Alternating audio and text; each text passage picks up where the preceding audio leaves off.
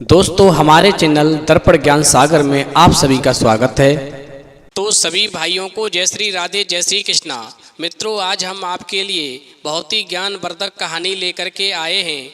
आज की कहानी है कि एक लड़की को ससुराल में कैसे रहना चाहिए। तो वीडियो शुरू करने से पहले मेरा आप सभी से अनुरोध है, यदि आपने अभी तक हमारा चैनल सब्सक्राइब नहीं किया है तो प्लीज़ आप हमारे चैनल को अभी सब्सक्राइब अवश्य करें, क्योंकि आपका एक सब्सक्राइब हमारे लिए बहुत ही महत्व रखता है। मित्रों, कहानी बहुत ही ज्ञानवर्धक है, इसलिए कहानी के अंत तक अवश्य बने रहें। ये कहानी आपके जीवन में एक बहुत बड़ा बदलाव अवश्य करेगी। तो समय को खराब न करते हुए चलिए कहानी की तरफ गौर करते हैं। देखिए, एक नगर में एक गरीब परिवार रहता था। उस घर में केवल माँ बाप और बेटी तीन ही प्राणी रहते थे। मित्रों, किसी भी तरह से माँ बाप ने अपनी बेटी की शादी एक ठीक ठाक घर में कर दी। अब वो बेटी जो थी अपनी ससुराल में आ गई। अब ससुराल में भी इतना बड़ा परिवार नहीं था, फिर भी सास ससुर देवर ननद आदि सभी लोग थे। अब उस परिवार की भी एक बेटी थी जो अपने परिवार में सभी की बहुत ही लाडली थी। मित्रों, भाभी के आने के बाद में उस लड़की को ऐसा लगने लगा मानो उसको अपनी एक बड़ी बहन मिल गई हो।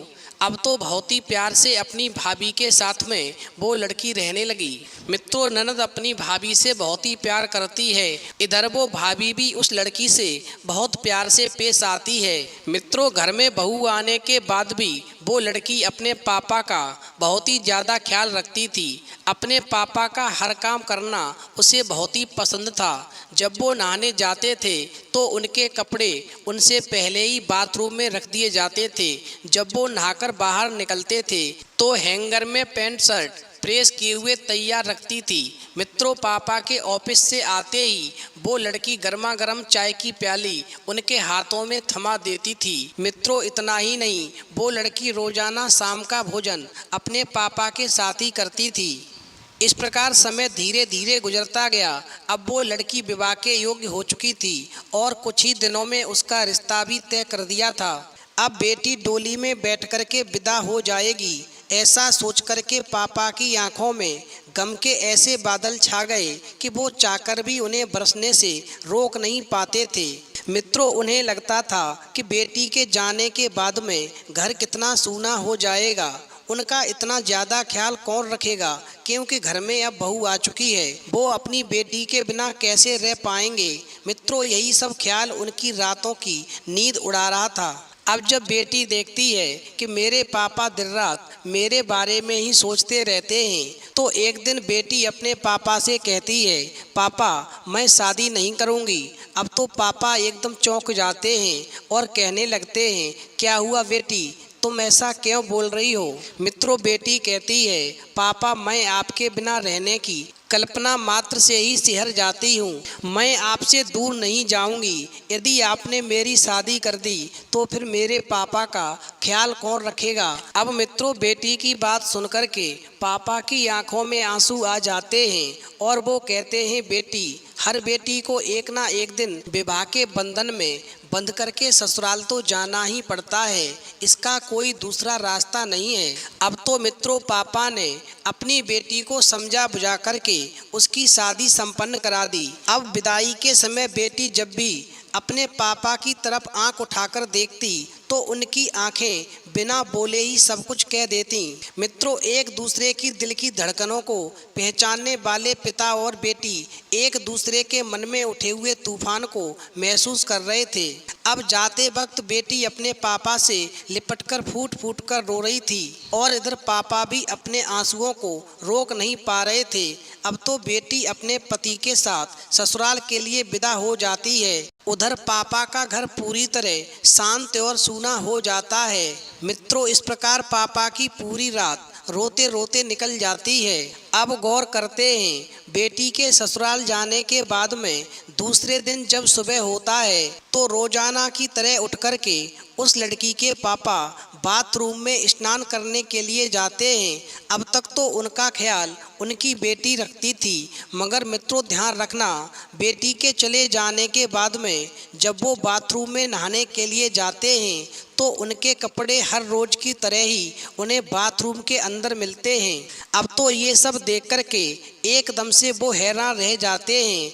अब नहा करके जब बाहर निकलते हैं तब वो क्या देखते हैं कि मेरे पैंट शर्ट पहले की तरह प्रेस किए हुए हैंगर पर लटक रहे हैं। अब मित्रों ये सारी बातें उनके दिमाग में चल रही थीं।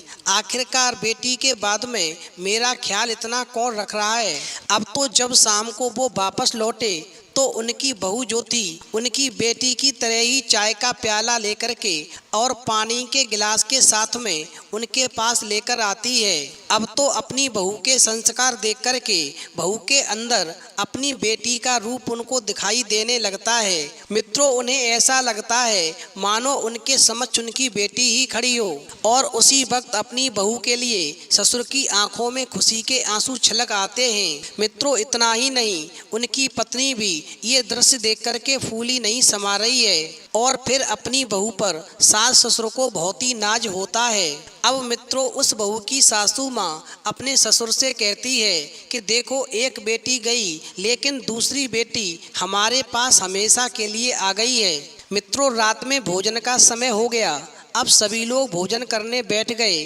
तभी सास ससुर ने अपनी बहू को आवाज़ लगाई, बेटा तुम भी आ जाओ, सभी लोग एक साथ में बैठ कर के खाना खाएंगे, जैसे अब तक हमारी बेटी हमारे साथ में बैठ कर के खाना खाती थी। अब तो सास ससुर की बातों को सुन कर के वो बहू जो थी एकदम से आश्चर्यचकित रह गई और एकदम से आई और अपने सास ससुर के पास में बैठ गई और बड़े ही प्यार से फिर सभी ने मिलकर के एक साथ एक ही टेबल पर खाना खाया। अब सास ससुर कहते हैं, बेटी ये बात तो मैं बिल्कुल भूल ही गया था कि मेरी एक बेटी विदा हो गई, लेकिन दूसरी बेटी तो अभी भी मेरे पास है जो हमेशा हमारे साथ रहेगी। अब तो बहू ने भी खुश होकर के कहा, हम परिवार के सभी सदस्य हमेशा एक साथ रहेंगे, एक साथ खाना खाएंगे और मैं हमेशा सभी का ख्याल रखूंगी और सभी की बहुत सेवा करूंगी।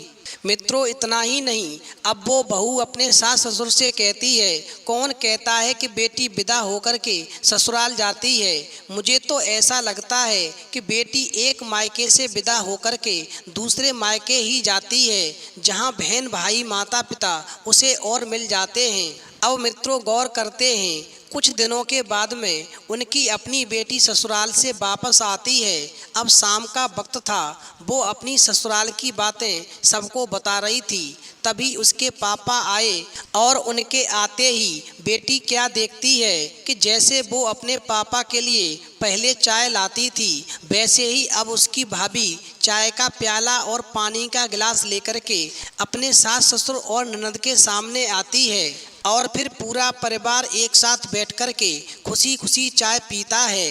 अब मित्रों रात के भोजन के समय जब उनकी अपनी बेटी उनके पास आकर बैठ गई, तभी वो अपनी बहू को भी आवाज़ लगाते हैं, बेटा तुम भी आ जाओ, रोजाना की तरह सभी लोग एक साथ खाना खाएंगे।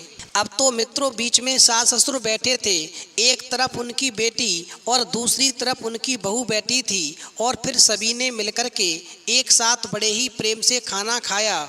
इधर मित्रों उनकी बेटी ये दृश्य देख कर के बेफिक्र हो गई थी कि अब उनके पापा का ख्याल रखने के लिए उसकी भाभी है जो पापा को कभी भी दुखी नहीं होने देगी और मेरी कमी हमेशा पूरी करती रहेगी। मित्रों इस प्रकार वो परिवार बड़े ही प्रेम के साथ में अपना जीवन यापन करता है। तभी कुछ समय के बाद में पड़ोस की एक बहू उनके घर पर आती है और जब उनके घर की खुशियों को देखती है तो अपनी ससुराल की बुराई करना शुरू कर देती है।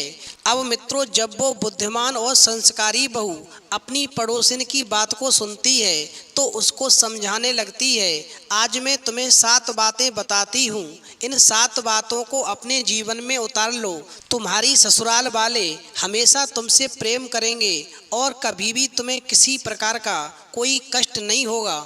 एक लड़की को ससुराल में तभी खुशी मिल सकती है तभी सभी का प्यार मिल सकता है। मेरी इन 7 बातों को गांठ बांध लो। नंबर 1, अपनी ससुराल वालों के बारे में हर छोटी बड़ी चीज़ की जानकारी रखो। उन्हें क्या पसंद है, क्या नहीं पसंद है। नंबर 2, अच्छी बहू बनने के लिए अपने परिवार वालों का प्यार से ख्याल रखिए ताकि उन्हें कभी भी किसी भी चीज़ की ज़रूरत ना पड़े। नंबर 3, अपने पति को समझने की कोशिश करें और उन्हें खुश रखने की कोशिश करें। अगर आपका पति खुश रहेगा तो उसके परिवार वाले अपने बच्चे को खुश देख करके खुश हो जाएंगे। नंबर 4, एक अच्छी बहू बनने के लिए आपको अपने ससुराल वालों को अपना परिवार समझना होगा। अपनी सास को अपनी माँ और अपने ससुर को अपने पिता की तरह समझना होगा। आपको अपने परिवार वालों को अपनेपन का एहसास दिलाना होगा। नंबर 5, एक अच्छी बहू कभी भी अपने ससुराल की बात अपने मायके में नहीं बताती है। इसीलिए अगर आपके ससुराल में आपको कोई परेशान भी करता है तो आपको इस मामले को खुद ही संभालना चाहिए और अपने ससुराल की कोई भी बात अपने मायके में कभी भी नहीं कहनी चाहिए। नंबर 6, अपने सास ससुर के सामने अपने मायके के बारे में ज़्यादा बातचीत नहीं करनी चाहिए और ना ही उनकी ज़्यादा तारीफ करनी चाहिए, क्योंकि उनको ऐसा लगेगा कि आप अपने मायके की ज़्यादा बड़ाई कर रहे हैं और अपने ससुराल को कुछ भी नहीं समझते हैं। अब नंबर 7 और अंतिम बात, सच्चे मन से अपने परिवार के दिल जीतने की कोशिश कीजिए, तभी आप अपनी ससुराल वालों के दिल में जगह बना पाओगी। तो मित्रों, इस कहानी से ये सीख मिलती है कि एक लड़की यदि इन 7 बातों का ख्याल रखेगी तो निश्चित ही उसकी ससुराल वाले उसको अपनी बेटी की तरह प्यार करेंगे और कभी भी उसको किसी भी प्रकार का कष्ट नहीं होगा। मित्रों, माँ बाप तो माँ बाप होते हैं, फिर क्या वो लड़की के माँ बाप हुए और क्या वो लड़के के माँ बाप हुए। माँ बाप की सेवा करना बच्चों का कर्तव्य होता है और उनको करनी चाहिए। यदि आप बुजुर्गों की सेवा करेंगे तो आपके बच्चे भी आपकी सेवा निश्चित करेंगे। तो मित्रों, यदि आपको कहानी पसंद आई हो तो प्लीज़ आप हमारे चैनल को सब्सक्राइब अवश्य करें, क्योंकि आपका एक सब्सक्राइब हमारे लिए बहुत ही महत्व रखता है। तो इस वीडियो में इतना ही, फिर मिलेंगे एक नई वीडियो में नए प्रसंग के साथ। तब तक के लिए जय श्री राधे, जय श्री कृष्णा।